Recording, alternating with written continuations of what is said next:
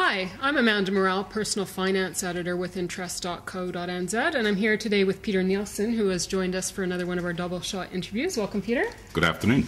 Peter is the Chief Executive of the Investment Savings and Insurance Association, the ISI. It's the industry body for the superannuation, KiwiSaver and life insurance sector in New Zealand. That's right? That's right, yes. And Peter is a relative newcomer to that position. Before that, he was Chief Executive for the New Zealand Business Council for Sustainable Development for 8 years. And recently, Peter, you gave a speech at the United Nations Environment Programme Finance Initiative. It's a bit of a handful, talking about the subjects of principles for sustainable insurance. Now, sustainability and insurance are not two words that kind of marry together in my mind. So can you tell me where the crossover is there? I think there's two parts to that definition. First of all, if you think, in New Zealand, we tend to think about, if you talk about sustainability, people think immediately you're talking about a hard green position. It's only about the environment. Okay. The reality is, if you talk to people in any other part of the world, sustainability is about how to get the best balance between economic, social and environmental outcomes. So it's not just about the environment. It's about how do we get all the things we want, good standard of living, good quality of life at the same time. Okay. Now, the issue for the insurance industry is we're actually in the very long-term business, whether we're in investment management or whether we're in insurance. Okay. And effectively, people are buying a trust relationship. What we're saying, I think, is that sustainability is one of the ways that a company can actually signal to people that it's actually concerned about them in the long haul, and also answering that question that every business needs to answer, which is, do you care about me when you're not selling me something? Right. And so I think in terms of long-term trust relationships, persuading the consumer, the investor, and the regulator that you actually are taking a long-term view is actually quite important. And that's what roughly sustainability is about. Is this something that's actually on the radar, though, for consumers right now, or how much is it in their mind? It is. Obviously, in an economic recession, the tilt of balance tends to go a bit more towards the economic in the short term. Okay. But if you look at all the surveys we've done in my previous position, New Zealand is effectively, you might describe as light green. They want, not only do they want a better standard of living, so they want an economic outcome, they also want a good quality of life. And that's the trade-off people make by coming to New Zealand. That's what they want. And therefore, if you're talking about one of those issues and not the other one, you're probably ignoring most of the population. Very few people are in the camp of saying it's only about the environment or it's only about the economy. Most people say, no, I want both, thank you very much. Okay, now is this something that you would apply as well to the KiwiSaver and superannuation space as well, or are we talking strictly insurance where this is? No, it's not. Obviously the current initiative relates to insurance, but of course it also relates to the fact any long-term commitment. Okay. People, we'd like to think that people have great financial literacy and read in great detail every document that comes out. The truth of the matter is we don't. We often base our relationships on, do we trust these people, do we like them? And I think a sustainability message is really part of that, saying, why should I trust you? Okay. Why should I think that you're going to act in my best interest in the long term? And therefore that's why it's important. Okay. The other thing that's happening is obviously internationally is the investors and their advisors are increasingly saying, well, thank you for telling us what your projections of earnings are, but how sustainable is that? Is that dependent on a resource that's no longer going to be available in the future? Are you highly dependent on carbon emissions, which you won't be able to afford in the future if there's a price on carbon? Okay. So those questions are increasingly becoming part of the assessment process by which people choose which equities they're going to invest in, and also there are a large number of people who want to put an ethical component into their investment pattern. So if you're serious about that long term, and holding on to a standard register which basically doesn't turn over very quickly, you probably have to address those issues. Okay, that's very interesting. I would have thought right now for the insurance industry, though, one of the big things would be obviously the earthquake and the fallout from that, and the possibility of reinsurers outside of New Zealand walking away from New Zealand. So is that sort of the bigger priority right now from your perspective? Probably not.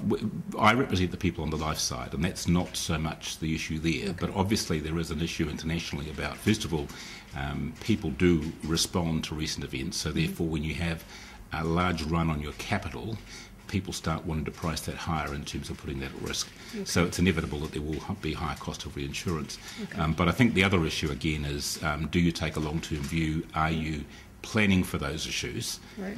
And we know that we can expect more severe weather events. Okay. Therefore, it's likely we're going to need to have more insurance. Yeah. I was the Associate Minister of Finance back in 88, 89 when we did the last major review of disaster insurance, and there was quite an interesting debate going on at that stage about did we need to have a government-sponsored insurance scheme, and the debate was really, earthquakes are, are forecastable events. We know they're going to happen sometime, so why can't people just insure for them? Well, the reality is we often don't get around to insuring for those things because we don't want it to happen, we don't want to think about it, and then, of course, on the day we suddenly need it. And so, I was in a cabinet shortly before an election in which we were deciding whether we would go ahead with that disaster insurance before the election or after. And the Deputy Prime Minister turned to me and said, who's going to vote for this? And I said, well, honestly, nobody's going to vote for it until the day after a major earthquake. But ironically, he was the Member of Parliament for Christchurch Central, effectively the vast bulk of the red zone. So that just indicates we just can't forecast the future with high accuracy, and therefore we have to have contingencies. We actually did some survey work after the budget this year, and what that showed is that 80% of New Zealanders believe the government, after they've paid for Christchurch, should be either putting money aside up there from tax, or should be either insuring or reinsuring for a major disaster. So I think that indicates the public are actually probably a bit more forward-thinking than the politicians are on this issue. Oh, that's very interesting. It's a bit of a contrast there between opinion. Just going back to consumers, you deal mainly with the life area, though. Generally speaking, I've read quite a bit of research that New Zealanders are underinsured and that they don't really fully appreciate the consequences of being adequately insured. Is there a lot of... Yeah, we're doing a major study at the moment, but of course, one of the things that came out of the Christchurch earthquake is to date we've had 84 claims in a case where there were 181 fatalities. What the indications are is that probably only 60% of New Zealanders are actually insured for their life, where ironically most of us insure our car, most of us insure our house, but we actually don't insure the thing that probably is most valuable to us in terms of our life. So there are issues there, and we're looking at what are the barriers to people making those investment decisions, and also understanding what are the drivers for making those things. Well, it's 60%, hey? We think that's probably where the neighbourhood is, but that's, of course, 60% have some cover. That doesn't mean to say it's adequate. In terms of Christchurch, the typical claim payout was less than $200,000. Now, for many people, that would be probably only enough to cover off possibly their outstanding mortgage. It wouldn't actually compensate for the fact that income is not going to be available on an ongoing basis. So would you consider that an issue of financial literacy, per se? Because that's another topic that keeps coming up. It is another issue that keeps on coming up. I'm probably a little bit cynical, not on saying nobody's in favour of financial illiteracy. The question mark is really what can we reasonably expect people to actually know about. I probably would say if I had a couple of $1 million to spend on improving the financial decision making in this country, I'd probably put it into actually making sure that the advisors had the best possible knowledge, so that when people came to get to a situation where they thought the thing was relevant, that they could find somebody that was competent and ethical to actually advise them. Okay, but then that comes back to another issue about a lot of people seem to be reluctant to seek professional financial advice or otherwise. Certainly. So well, how do you convince the public that that there may be some value there in that service? I think industry generally we've probably done a very bad job, because effectively we've tried to actually disguise the fact that people do have to pay for advice in terms of how we've presented products and how we've provided people with advice in the past. I think reality is if you want independent advice, you probably do have to pay for it.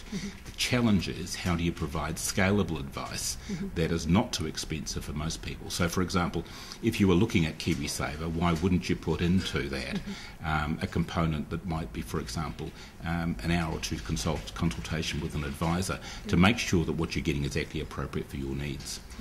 The second question, I think, is the behavioural economics revolution over the last 20 years indicates that we have a whole lot of individual behaviours which are not necessarily best for our long-term financial health.